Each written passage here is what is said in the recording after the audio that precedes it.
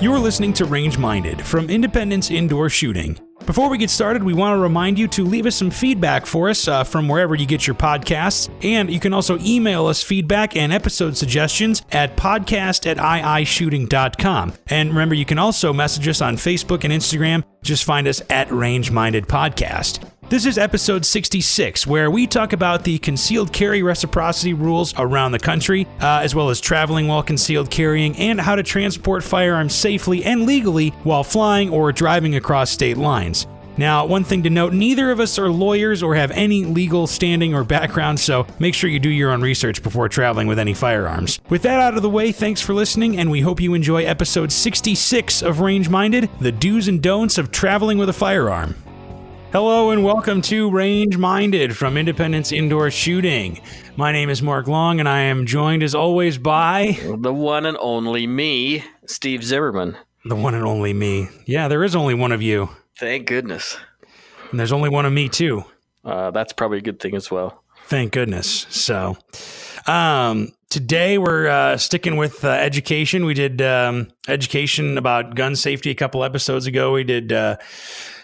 everyday carry items and stuff last week. Now this week we're going to talk about concealed carry, reciprocity, traveling with a firearm. We'll probably touch on some ground we've already gone over, but overall, yeah, I think we've talked about this a little bit, but not. I don't think we've ever really talked about it in depth. We've talked about flying with a firearm a little bit, and that was about it. But we haven't talked about like if you're taking a road trip or if you're moving across the country, as some of us have done. So this time of year, there's a lot of people traveling. Yeah. So I think it's pertinent and current information. Yeah. I mean, any time between Memorial Day and Labor Day, at least if I have those right in my head in the order, I can't remember which one comes first. Yeah, I don't need to. All I know is that one of them I'm not supposed to wear white after. Oh, geez, I don't even know that. It's because I'm such a fashionista. I just got to keep up with the trends. You are. You know what you're doing. Apparently, my socks have to match my belt, and yeah, all that. It's important. It's summer now, so you got to get with that. So, speaking of which, this is completely off topic. But I am right now lounging in the remote location. Yes. I'm in my board shorts, my Hawaiian shirt, and I am enjoying a nice cold Italian ice. Really? Oh, yeah. Sounds like you're on vacation. No, I just got back from a vacation. Does that count? Sure. Maybe you're still in vacation mode. Oh, yeah. I definitely didn't want to work today. Yeah, I think it was a tough week for everybody with 4th of July being last week if you didn't work. And yeah, that's true. I hope everybody had a good 4th of July. Like Independence Day or 4th of July. What's the correct term? Because there's always a 4th of July, right? Always. That's true. And they even have the 4th of July in foreign countries too. Yeah. So I should say, we should probably say Independence Day. Right. U.S. Independence Day just so happens to be on the 4th of July. Yeah. It's synonymous. I don't think it matters. Yeah. Did you do anything to celebrate? We went down to St. George. Oh, very cool. Yeah. It was stupid hot. But we hung out there. We went St. George, did some fireworks. And we'd never gone to St. George and hung out before. Like that was we just picked a location, decided just to go for it on a whim. And check it out. Yeah. And it was fun. They had a big fireworks show at Dixie College, and the kids had fun. That's good. But when it's 10 o'clock at night and it's still like 95 degrees, it's warm. Yeah, that's a little toasty warm. I'd probably be inside at that point. Yeah, but it was fun. We had a good time. Went to Zion's and very some cool. other places down there. Yeah, it's pretty fun. Yeah. I was in Chicago for the 4th of July, so I saw some fireworks. And we probably saw some big fireworks. Yeah, some big fireworks and some celebration. Doesn't Chicago do a big to do? They do, but I wasn't in Chicago proper. I was out in the suburbs. Probably safer that way. Yeah, a little bit, which is actually what inspired this episode, because when I was, thinking about what to bring traveling back into Illinois, I was like, well, I could maybe bring a firearm, but I can't. I don't have a FOID card.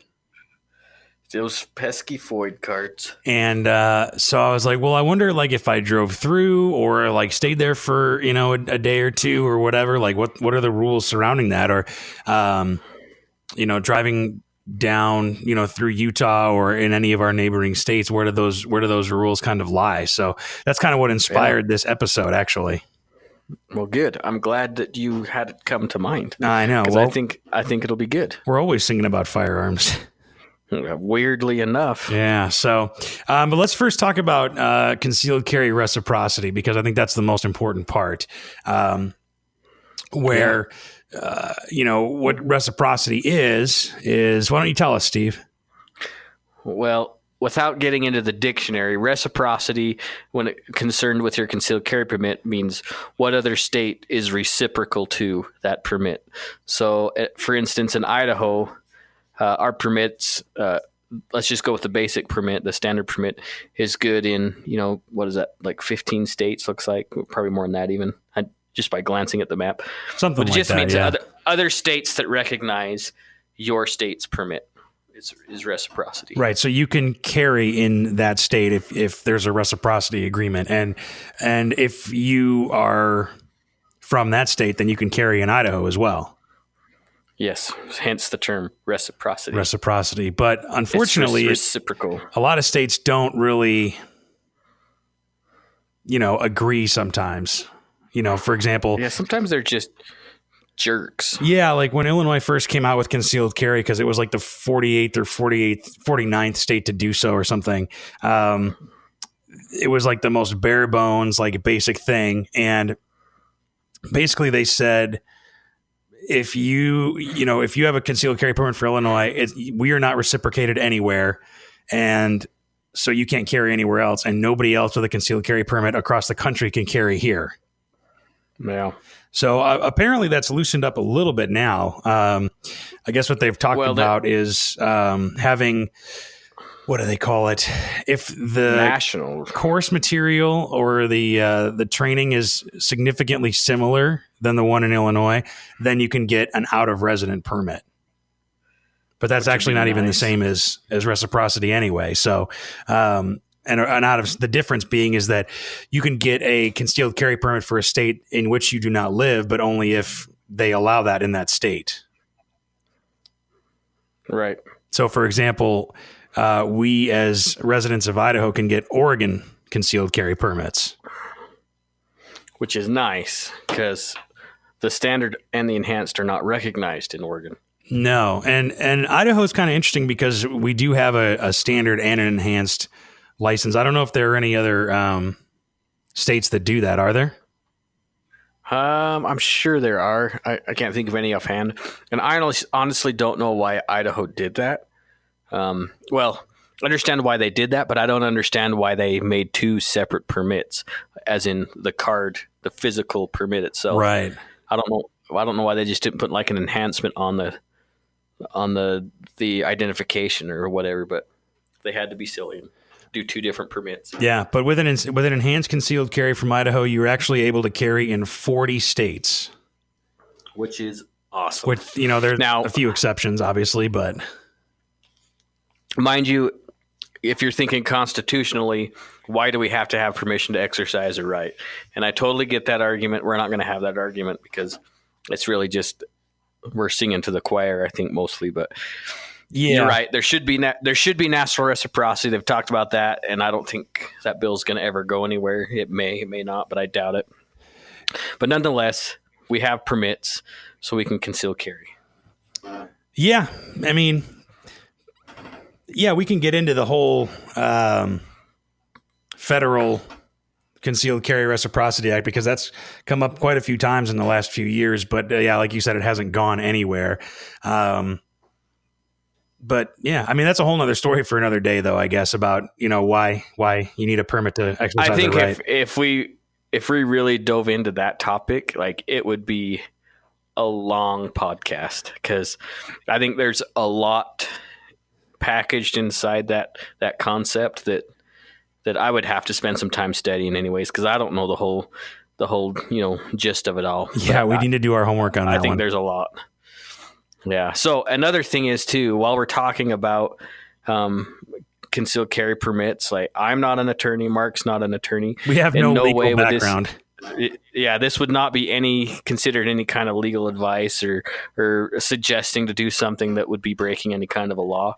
So just because we're talking about it, and you may or may not be in Idaho, maybe you're in Oregon or Washington or Utah or whatever, make sure you contact your sheriff's office that you reside in and get more details, because I don't know everything in every state.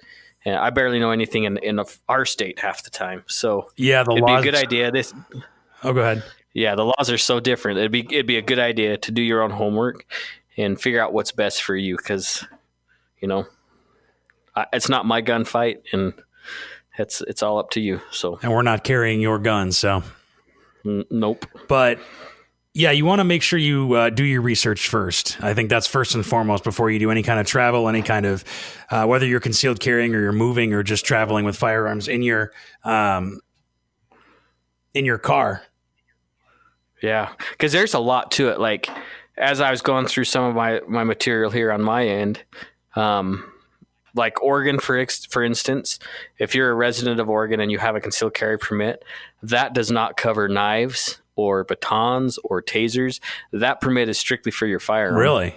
Where at least that's what it said on my information here. Whereas Idaho, our permit covers any kind of weapon for defense. A concealed carry permit from Idaho can, knives, firearms, pepper spray, tasers. It actually spells it out, I think, in the actual law. Which is important, because that could put you in some sort of jeopardy if you had to use a baseball bat or something, that whatever you chose to carry, and use that in defense. And that's one thing. And you will go to court. That's one thing too, is that usually in situations like these, ignorance of the law is not really a defense. No. And I would not rely on that. That does not help you. So just and that's why I made that disclaimer about us not being attorneys or having a real litigious background. Is you're responsible for your safety, your family's safety. Excuse me. And with that responsibility comes the repercussions of any kind of legal recourse. That's just the way it is. 100%. I mean, you can't, we're not lawyers, and, you have to do what you feel is responsible and do your own research as well. But we want to give you at least some places to start looking, to figure out, what you're comfortable with and what legal standing you're in. Yeah. And that's, I guess this is it's kind of in the weeds, but kind of not too, is what just came to mind that's why there's so much responsibility as a firearms owner and a concealed carrier. Is a lot of people just think, oh, well, I'll buy a gun and I'll carry it, but they never think about the recourse of using it. And though you may have a permit, that permit isn't a license to shoot somebody. Honestly, the firearm or whatever tool implement you're using for your defense should be the last line. You should find a way to escape or hide or whatever first. And we've talked about that before, where it's the last line of defense. It's literally the last resort. Yeah. And it shouldn't really be any other way, or else not only are you going to find yourself in a lot of hot water, but you got to live with that, for the rest of your life if you have to pull that trigger, or rather you could have done something else instead of pull that trigger. Yeah. And the whole responsibility part too. I mean, there's stories out there where people who thought they were doing the right thing by holding a bad guy at gunpoint till the cops arrived, end up becoming a victim of another concealed carry holder because they have a gun and they're pointing it at somebody. Does that make sense? Yeah, or even the police. Yeah. So like a lot of innocent people have become victims just because they haven't thought things through. And that's why I said you need to spend time really thinking about what's the best option, and then speaking to somebody who understands the laws in your state to where you can get a real basis to carry. That's why training is so important, because, every state's different. And even you could argue that every municipality is different to a degree, depending on where you're at. And so you have to do that research and talk to somebody, or, we do have some resources that we can point you to, like the USCCA is a great resource. We're a big fan of them. Yes. And we both found the interactive concealed carry reciprocity map and gun laws. And it is awesome. It's great. You just click on your state and it'll tell you everything you need to know. And interesting, it had some, what's the word? Interesting stats as well. That 7% down there a little bit. Yeah, 7% of Idaho residents have a concealed carry permit. Don't you think that's a little low? Yeah, that surprised me. You'd think that would be higher in the state of Idaho. You would think so. Maybe more like 10, maybe more. I would have figured even more than 10%. I wonder if that's changed with constitutional carry. I guarantee there's more people than 7% carrying a gun in Idaho. Oh, I would agree. Well, that's just permitted individuals, right? Because constitutional carry is going to be a whole nother ball game. And we should probably say that constitutional carry is also known as permitless carry, which is where, as long as you are not a prohibited person, then you are able to carry a gun legally without a concealed carry permit. And that trend seems to be growing in more states. Missouri, I believe, was the last one to adopt permitless carry. And that was just within the last couple of weeks. Yeah, very, very recent. I think July 1st was when that turned over to permitless carry. Awesome. But Arizona, Alaska, Kansas, South Dakota, Missouri, Arkansas, Mississippi, Kentucky, West Virginia, both Vermont and New Hampshire and Maine, believe it or not. Don't you think that's amazing that New Hampshire and Vermont are considered constitutional carry states? One of them surprises me. The other one doesn't. And I can't remember which one it is. I think it's Vermont actually has a pretty, not lax, but a pretty good sense of gun laws. It's odd for a northeastern state like that, because if you look at the map, and I'm just on the Idaho concealed carry reciprocity, New York, Massachusetts, Delaware, Rhode Island, New Jersey, Connecticut, all of those states do not recognize Idaho's permit. Yeah. And they're all democratically led, which I know that's a little too political, but it seems like there are certain parties that are okay with more gun laws. It's an interesting correlation, but then, you look at Maine and Vermont and New Hampshire, and those are traditionally more blue states, I would think. And they're pretty good on gun laws. Anything up in that New England area, I'm really surprised to see gun friendly laws. Me too. But hey, we'll take it. So heck yeah. But yeah, you can carry in looks like 40 states, including Idaho, and that is all spelled out at the U.S. concealed carry .com reciprocity map. And yeah, you can click on any of the states and see what what's what the laws are if your permit is honored in that state. And what's interesting is I'm just glad that in Idaho, we could travel pretty much anywhere except for a few states without any problems and carry without any problems, which include Colorado and Washington, states that you may not necessarily think as states that would allow that.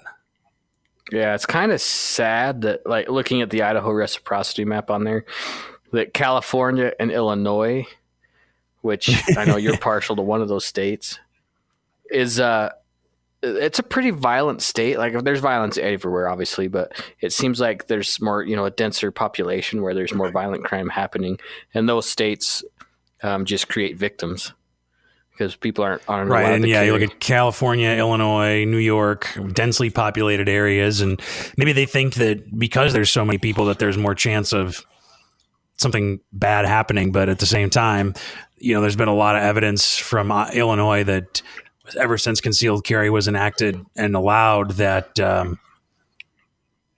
there's people have been able to defend themselves. Yeah, I would argue victimhood went down, or at least you hear news stories about it. Yeah, it's funny because it makes sense, right, to the I guess the more conservative minded person, that people that can defend themselves are less likely to become victims. It seems common sense. I mean, look at nature, right? Porcupines don't often get attacked, right? They have a defense because they're prickly, but deer get eaten by everybody. So, but I will argue, though, they taste fantastic. As long as there are people that have the training. Yeah, and that is a big thing, and that was my struggle. And I know we've talked about this before with constitutional carry.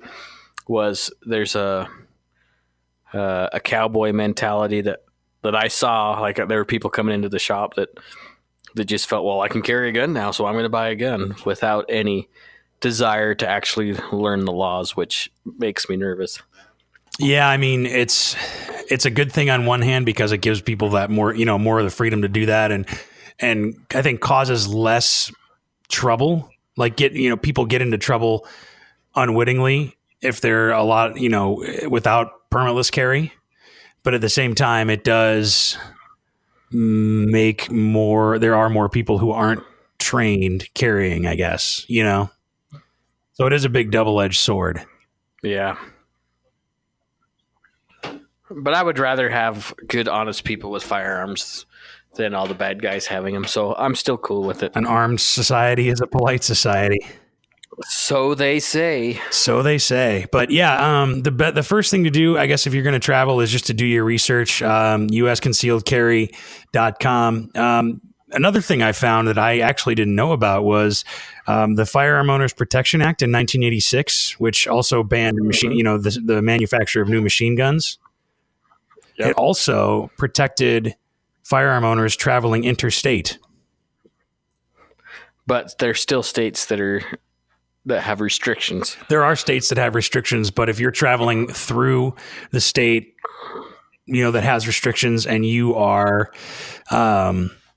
just passing through, you're not staying overnight or anything like that, and just making short stops, and you're not breaking any laws, and you're not a prohibited person, you are able to carry not concealed and not on a person, but in the vehicle. So if let's say you're moving cross country, you're able to pass through those states without any issues. I mean, obviously you don't want to speed and give anybody a reason to pull you over, but you can kind of rest a little bit easier. And I would suggest looking into that those provisions in the Firearm Owner Protection Act. I was kind of interested. That was interesting in that 1986 law. Yeah, like we said earlier, is ignorance does not protect you. And that's why I said spend some time.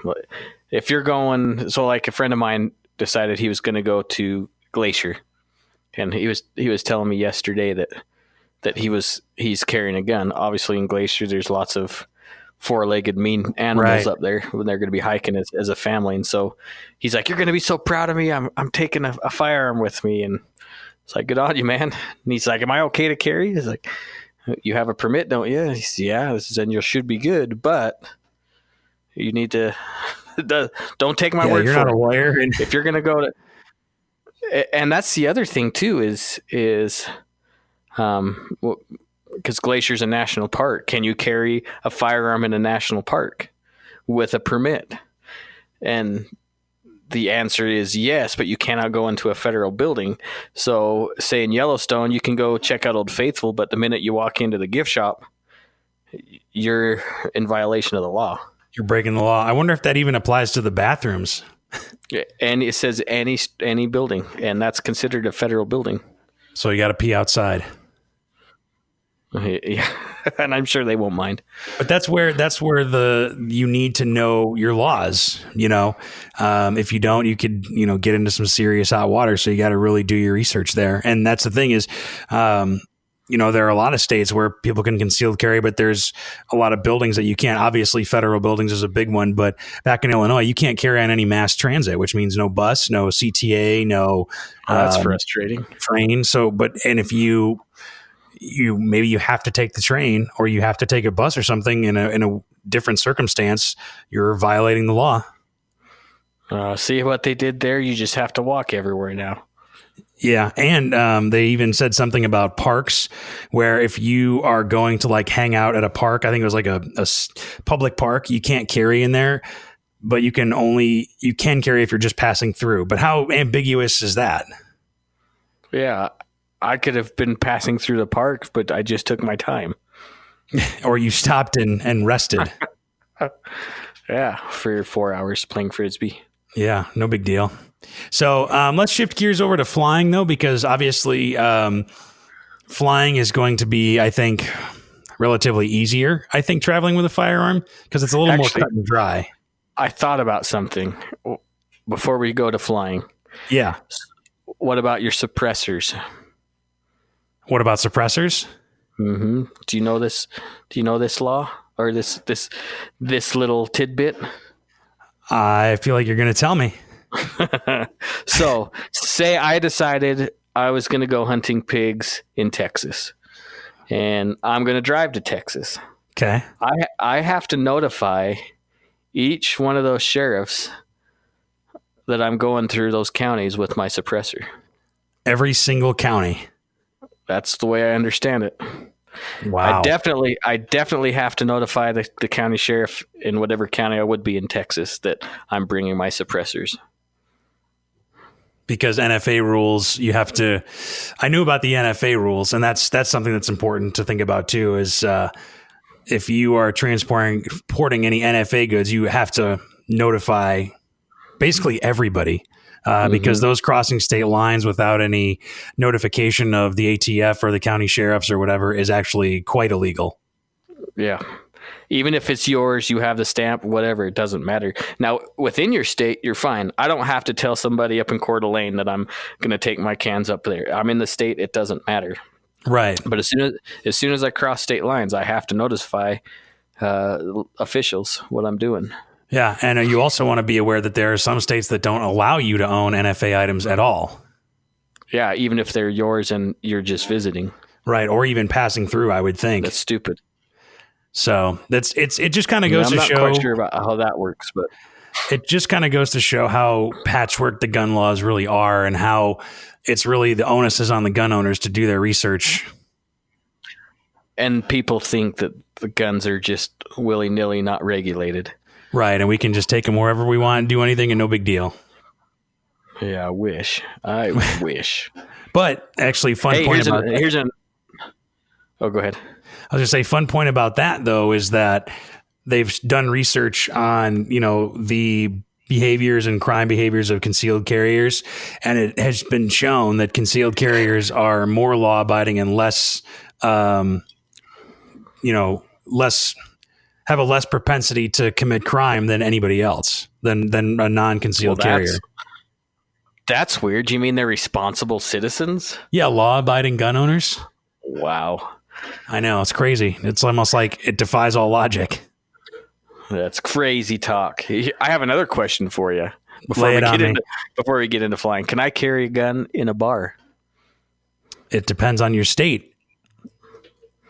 Because some places will allow you to carry in a restaurant that serves alcohol. Some will let you carry in a bar. Some will not let you carry in a bar. It depends. So what about the state of Idaho? Can I carry a concealed firearm in the state of Idaho to a bar? You can, but you cannot drink. Very good. That is correct. You have to have you have to blow a 00 if you are carrying a firearm at any time in the state of Idaho. So one beer can get you in trouble. That'll do it. Yeah. But you really shouldn't. We've talked about how alcohol and guns don't mix anyway. Yeah. Bad idea. Kind of a no-brainer there. So now can we get the fly? even on the 4th of July? Even on the most American of holidays, doesn't mix. All right, I'm sure so don't drink while... Everybody's seen who? Everybody's probably seen videos of people shooting off guns on the 4th of July or from other countries and how well that ends up. Yeah. While intoxicated. Right. Whether maybe at a wedding somewhere in the Middle East. And he gets shot in the belly? Is that the one? People die. Oh, yeah. Not to make it serious, but people die. Well, that's weird. It's like firearm safety or something. No, maybe we should go back and listen to our own episode. Not right now. No, we're busy. Hey, let's talk about flying. So obviously, I think, you might do some more. You might do flying with a firearm. I think it's a little more straightforward because the TSA spells it out, and you're checking a bag. It's going in the plane. You don't have to worry about going through states that may have stricter gun laws than where you're enjoying your gun rights now.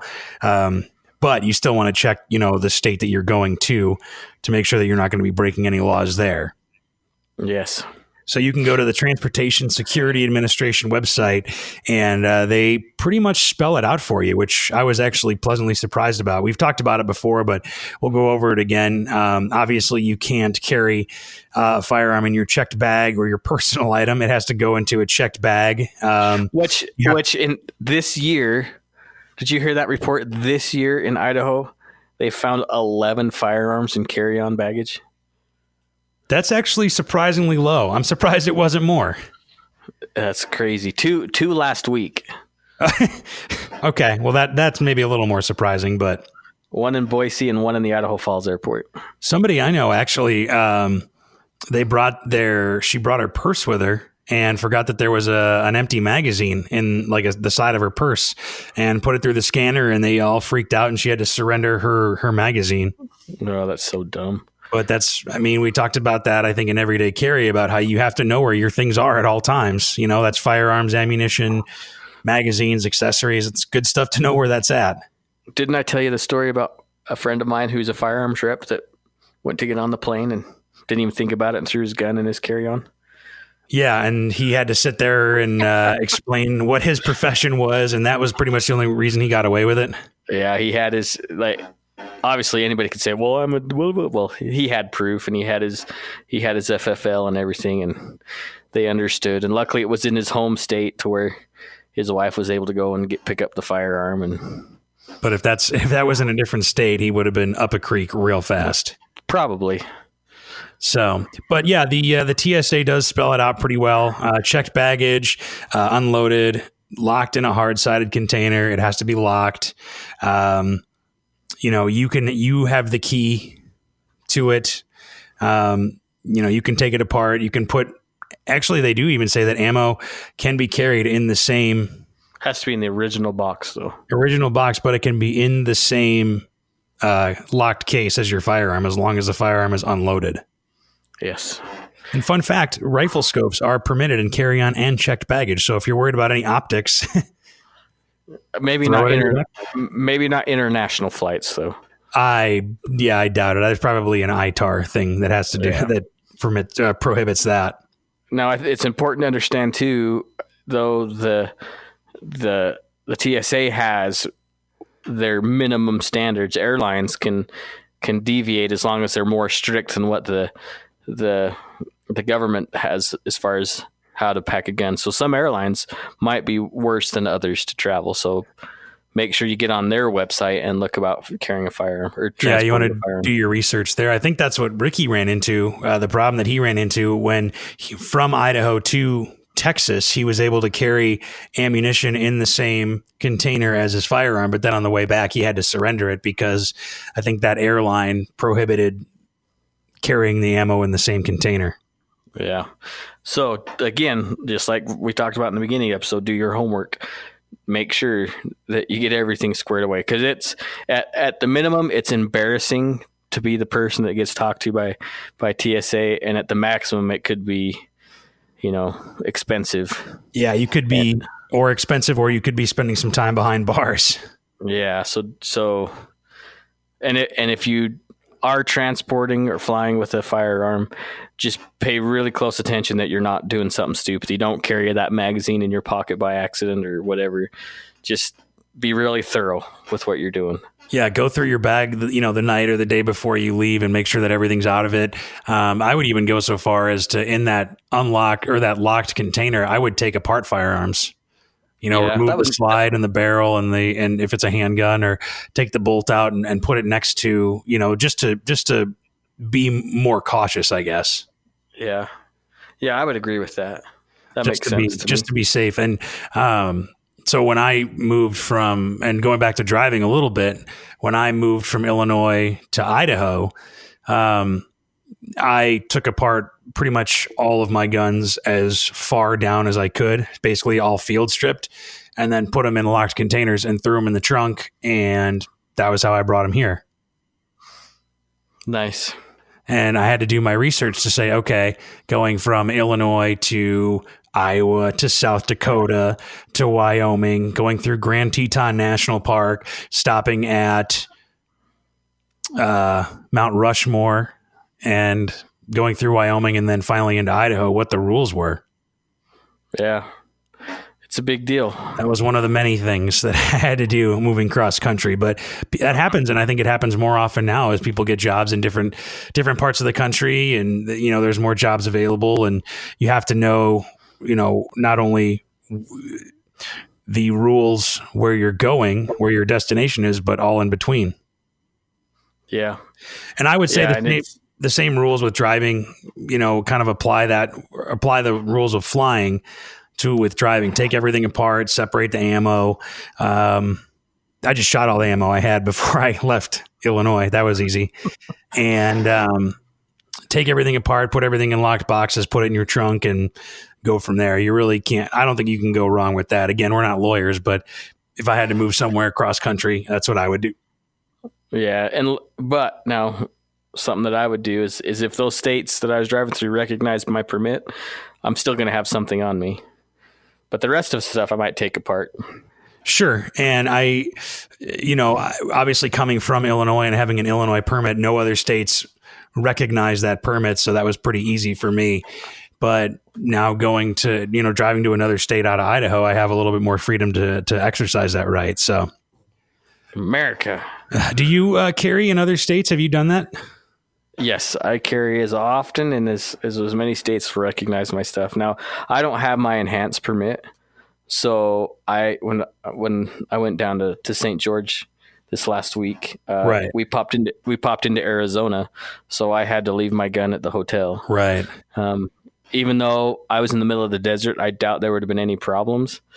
And we were only a mile or two inside of the state of Arizona. I decided it wasn't worth it. And I just left stuff home. Yeah, better safe than sorry in that regard. And there was a couple of years ago when I was driving to Arizona, and I was, debating whether or not to carry on the way there. And, Utah would have been fine.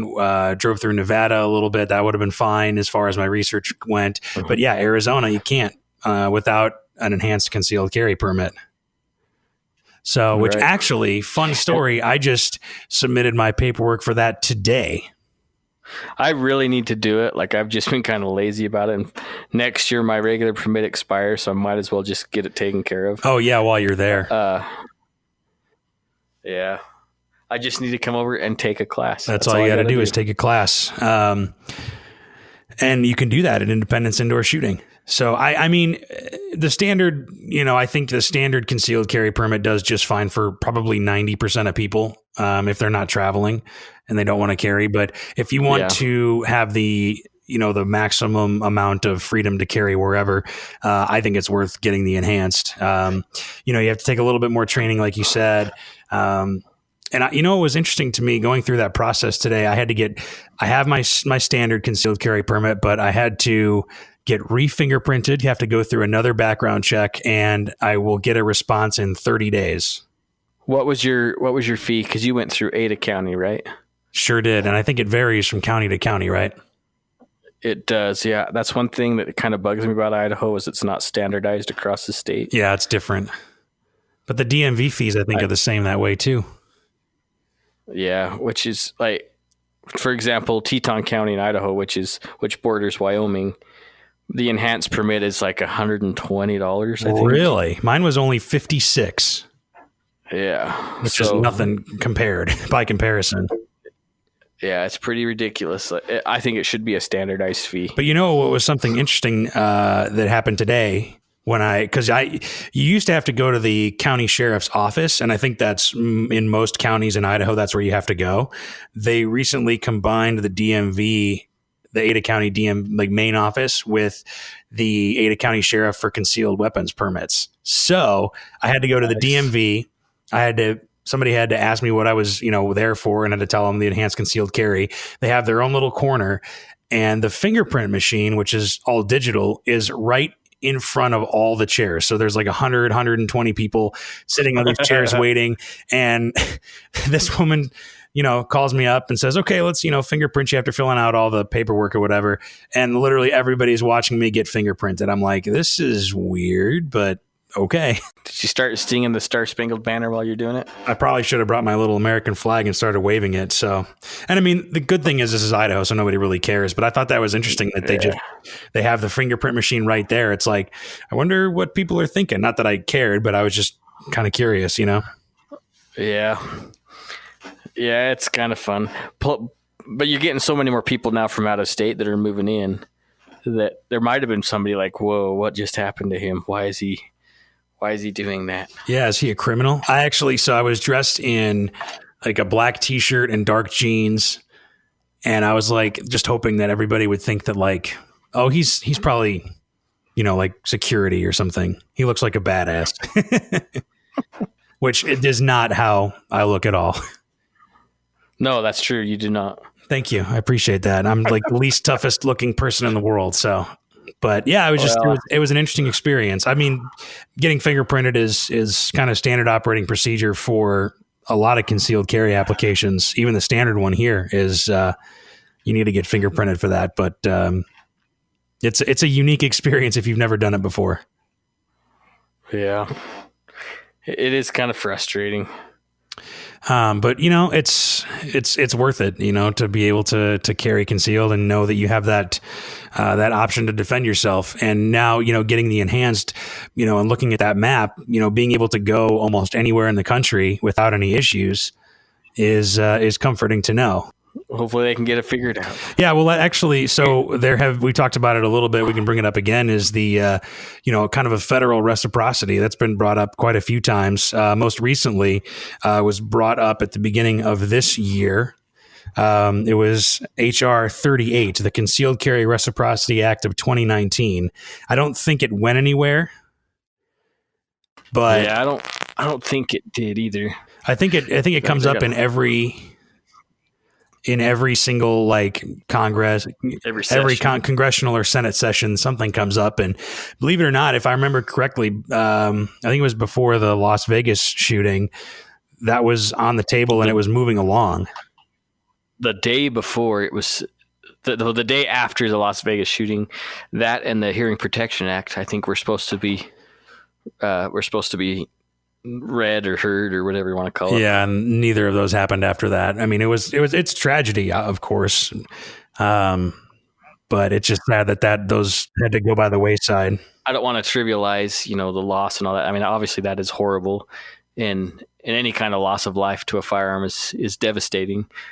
But it was just kind of interesting that it was unfortunate. The timing was unfortunate because and that's the argument a lot of people make is that concealed carry permits should be treated like driver's licenses because driver's licenses are reciprocated all over the country. You can drive, if you have an Idaho driver's license, you can drive all over the country. You can drive in Hawaii, you can drive in Alaska, you can drive in Guam, any U.S. territory you can drive in. So why, is concealed carry permits treated? Why are they treated differently? Yeah, it's so frustrating. Because like I said, the onus is on the gun owner to figure it out. And I mean, I think most of us are pretty responsible individuals and we are willing to do the research to make sure we're compliant with any kind of laws that we roll through. But still, I mean, that it's not driving isn't the same way, Yeah. And driving is a privilege, not a right. Exactly. You have to get a license for it. Even though, and that, like I said, that's kind of going into the weeds on that one and political stuff. Yeah. So, but we talked about we talked about non-resident concealed carry permits. There are some states that you can get a non-resident permit. Like we said, Oregon is one. And there's a few others.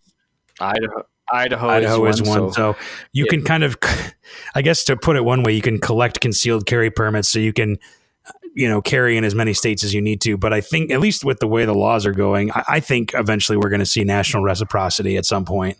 I hope so. And I think unfortunately we're going to see a lot of crazy stuff happening right before the election or up to the election.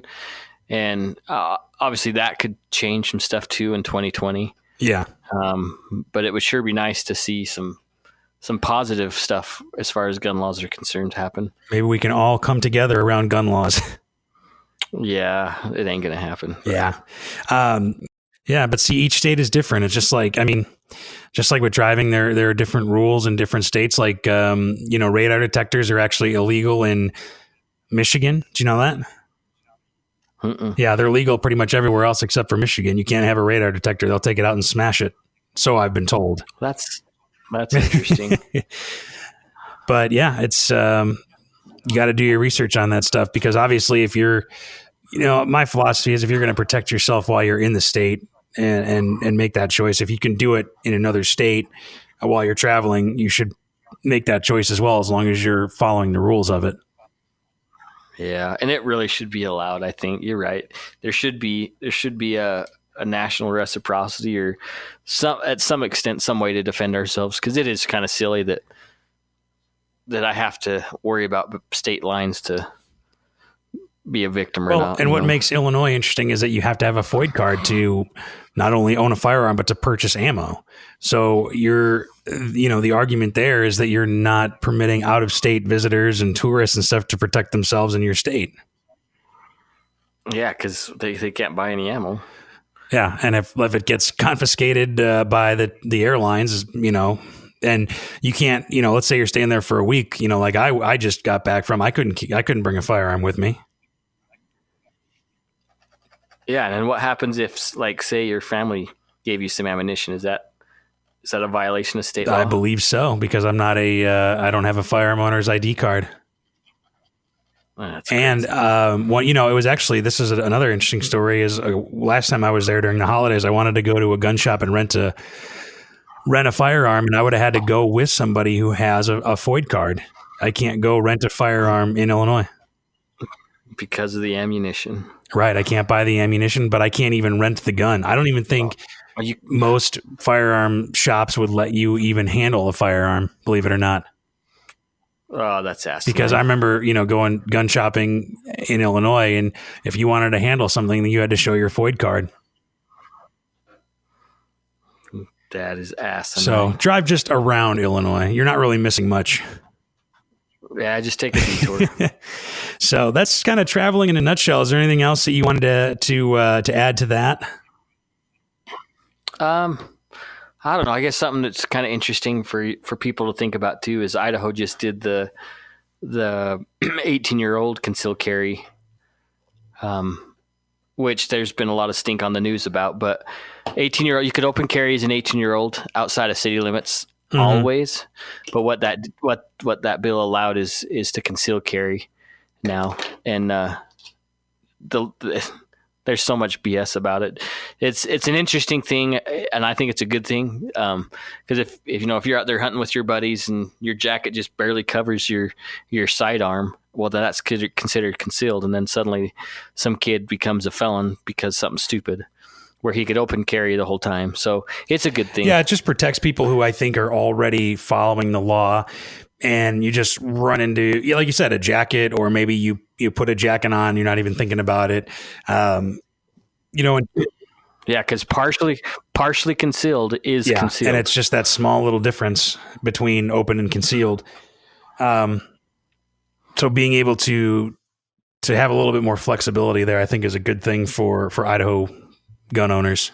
Yeah, it keeps Idaho safer, and it keeps kids that aren't trying to break the law from becoming potential felons. Well, yeah, I mean, it promotes responsible gun ownership, I think.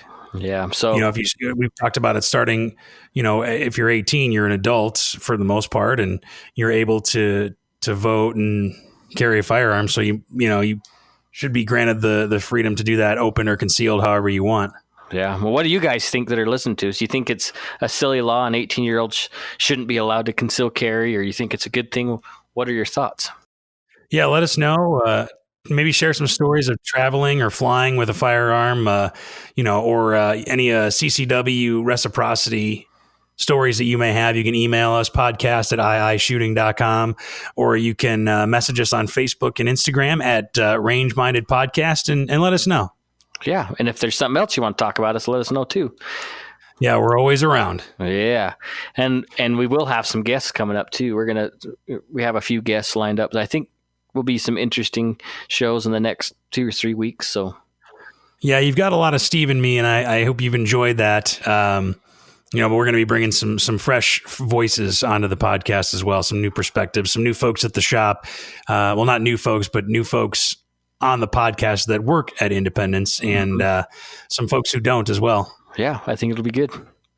Yeah. So, all right. Well, we'll close on that, and thank you for listening, and we'll talk to you next time. Right on. Thanks, guys. Thanks for listening to Range Minded. Find us online at Range Minded Podcast on Facebook, or send us an email at podcast@iishooting.com. We're always happy to get feedback, episode suggestions, whatever you want to send us, really. And be sure to subscribe to us on Apple Podcasts, Google Podcasts, Stitcher, and pretty much wherever else you get your podcasts from. Thanks for listening, and we'll see you next time.